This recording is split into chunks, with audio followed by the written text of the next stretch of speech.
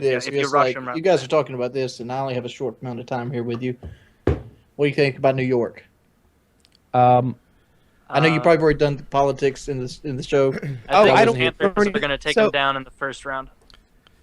I think Bernie really needs to win the state. If he doesn't, he does need to win the state. That's a given. But I'm thinking, like, what do you think the outcome is? All right, so I feel like if Bernie doesn't win this, then his only other chance is if Hillary is indicted. I feel like that's it. In my Hillary's opinion, not getting indicted. Okay, well, you heard it here first. I mean, like, he has to win the state, and he has to win the state by 20 points. I mean, like, if you win it by 15 points, he's not even winning the polls. to. The polls would have to be wrong by like 35 points for him to get what he needs. So he's done.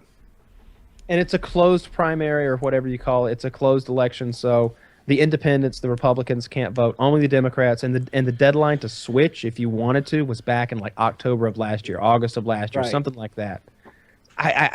Look, I like Sanders. He's my second favorite candidate that we have to choose from in this current pool of turds and douches. But I just don't think I feel like Trump is a more realistic option to beat Hillary. I don't think Trump is going to be the nominee. I'm going to call it right now. I'm going to call it right here. Everybody wait up. Kasich is going to be the nominee. That's not going to happen. It is. They're going to go into a contested convention. Remember, Ted Cruz is a Tea Party guy, and all the Republicans hate Trump. But Trump might get it. But they're either going to put Kasich in there or they're going to put in Paul Ryan.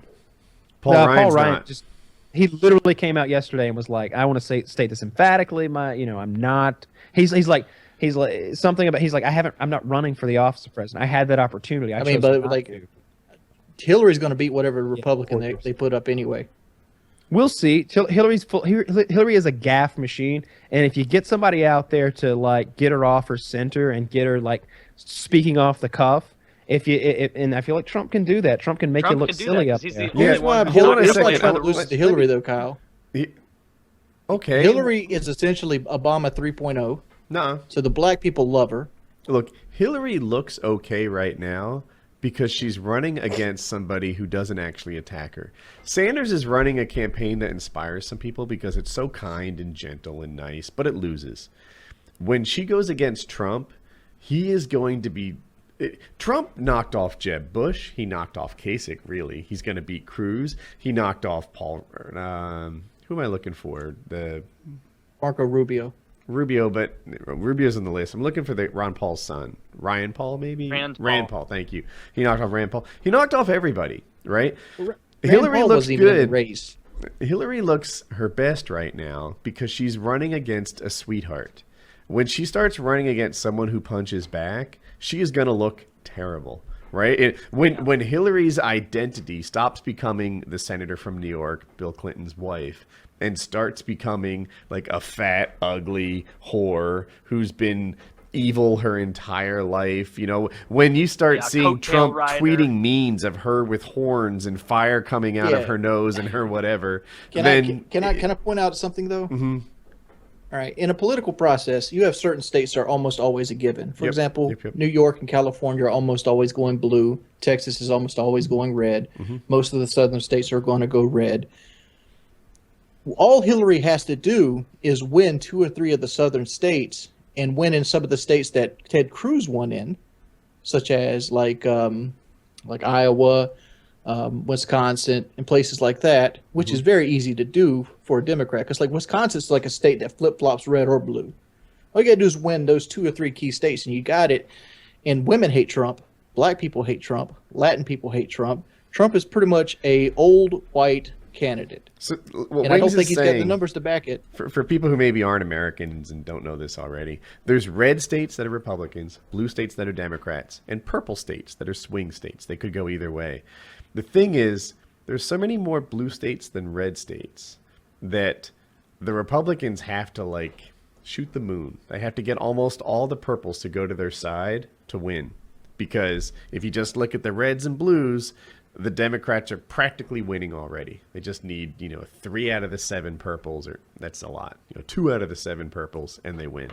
So he's right. The Democrats are most likely going to be the next president. All I'm saying is Hillary is going to look so much worse if she runs against Trump, because Trump will make her look awful. She doesn't even have a nickname yet. I can tell you she's not Lion Ted or Low Energy Jeb, right? Wait till she's like, corrupt Hillary. I can tell you how Trump wins the White House, though. If Sanders runs as an independent, Trump wins the White House. Yeah, I guess they'll split up the Democrats enough. They'll split because, like, for me, I won't vote Hillary. I'm not going to vote Hillary. No, I wouldn't Because vote for another. to me, another Hillary is not a Democrat. Hillary is a light Republican. Sorry. I mean, like, she Well, has Republican she is a policies, but Democrat. she kind of leans a little bit further to the left. Like, if you went back to the day of, like, Abraham Lincoln, Hillary would be a Republican. So it's like... My politics knowledge gets sketchy if you go back that Abraham far. Lincoln But she's was- probably as far right as, like, Reagan is. You know? Reagan wouldn't be much of a Republican nowadays. Yeah, Abraham Lincoln was a Republican. Yeah, right. Abraham Lincoln was a Republican. But, you know, he also set the slaves free. That's why I was saying that Hillary Clinton would fit right in the Republican Party if you went that far back. Yeah. Yeah. Well, any of the politicians nowadays would, because they'd all free the slaves, and that was, Democrats weren't all about that back then. So here's what I was saying before you got on the show. We talked about this. And I was like, the only honest way to support Sanders is if you think you're going to lose. Right? And that is, so if socialism comes around, there's going to be winners and losers in this redistribution thing. And if you think you'll do better under socialism, then really what you're trying to do is take from the achievers to line your own pockets. No. All right, first off, you're older than me, Woody, so you should know this. Back in the day, rich people were taxed after $10 million at 95%. This Not exactly, but...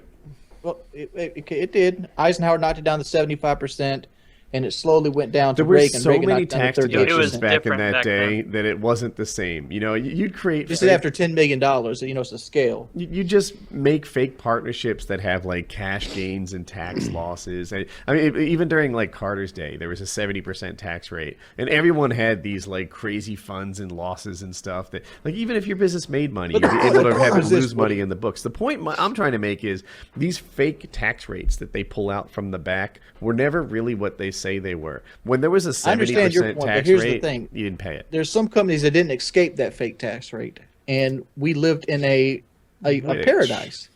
I don't know which. I'm just saying, like, every company doesn't get those tax rates. Like, for example, like when Machinima boomed, me and you were paying like 40 or 50% tax rates on our money.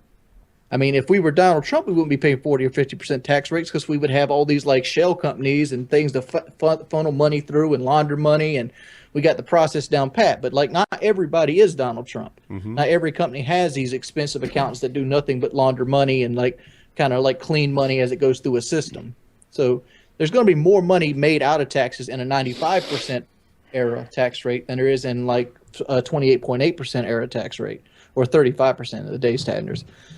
And what I was saying is when Trump goes, let's make America great again, he doesn't really point out like a specific time, but I'm only going to assume he's mentioned in the 50s, where the German auto industry was destroyed, Japan auto industry was nuked, all America's car industry was booming, and, everybody was paying taxes. You could, buy a house and a new car every year on one salary. And all this came through because we had a good, strong social safety net. Well, I think it was more because the companies that would have competed were utterly crippled by the war, which meant that there was no competition. There's that, and but we could also that absolutely we blow were them out of building the water. roads, we were building interstates, we were building up the infrastructure. There's a lot more jobs to go around, and those jobs Taylor's paid onto well. Something here. Yeah, and once again, we literally we blew had- up all the other countries while America wasn't involved I just in the war. said that the car I industry know, was nuked. but you also like sort of assigned it Glass to over. like, well, taxes were really high and things were great. So if we could just make taxes higher again, then that's really the core reason that our industries Here's were my thriving. core reason I want to go for a socialist type system, and you think it's got to be redistribution of wealth, which wealth does need to be redistributed. When your money, Kyle's money, Merca's money, my money, Chiz's money, everything you see right now on the table is 2% of the total wealth, you need to redistribute it. When 160 people have 98% of the wealth, something's wrong. You know what I'm saying? You might need to redistribute it. And you're trying to say achievers. You used the word achiever just a moment ago. Do you think the children of Sam Walton are achievers? Let me ask you this. No. So Bill Gates' dad was wealthy, right? His father was worth like $20 million. if his dad was yours, right? If you were born into that family, would you be Bill Gates? I wouldn't. Bill I Gates wouldn't also be the gives away richest like man in the 90% world. of all his money. Yeah, I would not have made it to be the richest man in the world if my dad was worth 20 million. Like, I get that he had a head start, but head start or not. How much do you think Donald Trump's kids are worth? What do you think they're worth? A lot. They all do cool things. His daughter married a billionaire, so like, I mean, like I can't think of a better catch like than a billionaire's hot daughter. Like I think Ivanka's pretty fucking hot, and the Tiffany one, she's okay. Yeah, I'm just saying, like, do you think like Donald Trump Jr. is like this super achiever that the economy would like fall apart if we didn't have? That guy looks like a real. Hang on, that guy looks like a real fucking doofus when you look at him. But I've heard him speak twice. Once to Sean Hannity, like a phone call interview, and once on CNN maybe or Fox News. I don't know. He is extremely well spoken and intelligent, and he looks like a real doofus. I know he does. He has a terrible look, and that is not the hairstyle when you have a face. Yeah, we're not like talking that. about a look, Kyle. We're not talking about. I'm just saying. What I'm talking about is like a lot of these people. Like, not everybody that has money is an achiever. They might do something great. Yeah. They might run their father's company to a T, just like he taught them to do it.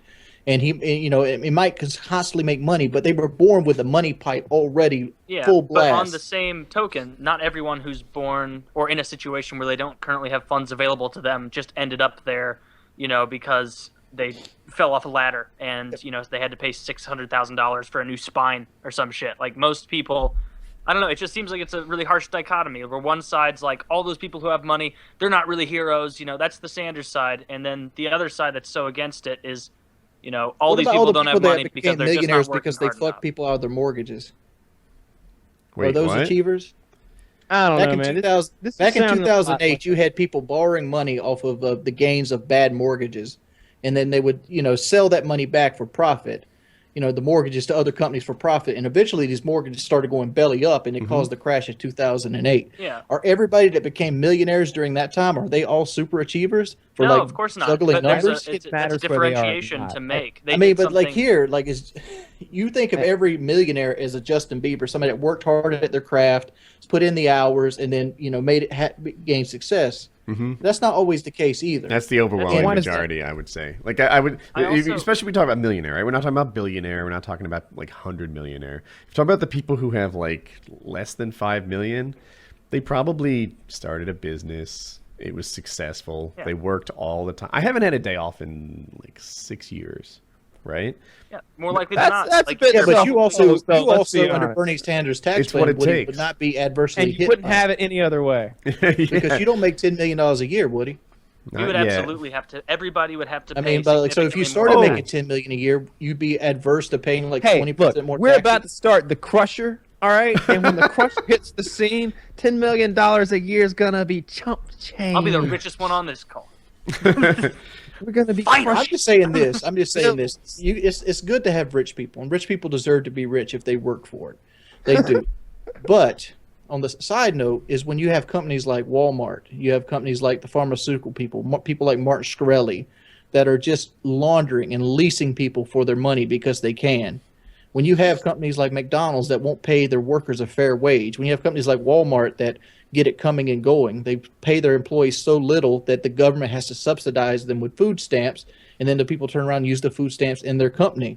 And this is the biggest company in America right now. The thing is, Walmart pays their people exactly what they're worth. More taxes, right? They're ready to run from the country. 1%. That's not his plan. So look, what you do is you say, hey, everyone deserves $15 an hour, right? Every man, woman, and child who has a job, well, that's what Sanders says, deserves $30,000 a year. That's what $15 an hour is at the 2 weeks off. He put 15 up there, but he said they need a livable wage. 15 could increase. Not every job. Like if the person that's pouring your coffee at Starbucks has to feed kids too.